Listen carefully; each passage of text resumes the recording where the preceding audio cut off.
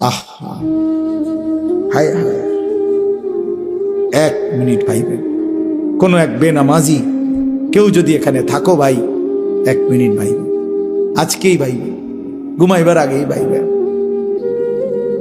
নবীজি জিজ্ঞেস করবে, উম্মত, আমি 23 বছর উম্মত, হাসরের ময়দানে নবী বলবে, আমলনামা দেখাইয়া বলবে, প্রত্যেককে সুপারিশের জন্য নবীজির কাছে চাইতে হলে আমলনামা জমা দিতে হবে। ওমা, সুপারিশের কোনো কাগজপত্র নাই, কথা কোনা, কোনো নিয়ম কানুন নাই নাকি?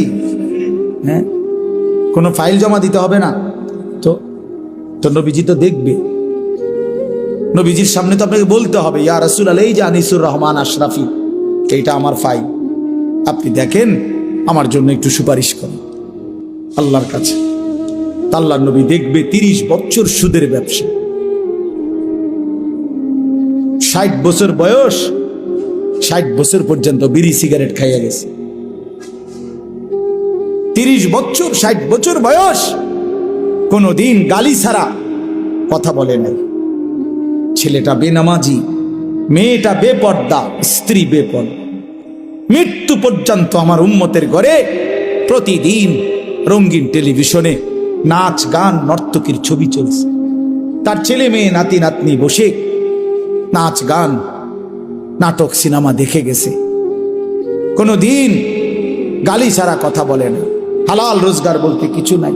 ফজরের নামাজ 1000 পৃষ্ঠা উল্টাইও, ফজরের নামাজ বলতে কিছু নাই। আল্লাহর কসম, আমরা উর্দু কিতাবে পড়ছি, নবীজি চোখের পানি ফেলে দিবে, নবী কাঁদবে, আল্লাহর নবী কাঁদবে, বলবে, উম্মত, আমি সেই নবী যে 23 বছর তোদের জন্য কেঁদেছিলাম। আমি সেই নবী যে পেটে ক্ষুধার কষ্টে 2টা পাথর বাঁধছিলাম। আমি সেই নবী তায়েফের রক্তে যে সমস্ত শরীর রক্তাক্ত করেছিলাম। উহুদের দান শহীদ করা রক্ত নিয়ে ময়দানে পড়েছিলাম বেহুশ হয়ে।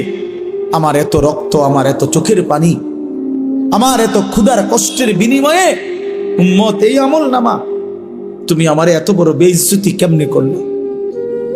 আমি কেমনে আমার আল্লাহর সামনে এটা দেখাবো যে, আয় মাওলা, এটা শ্রেষ্ঠ নবীর, শ্রেষ্ঠ উম্মতের আমলনামা?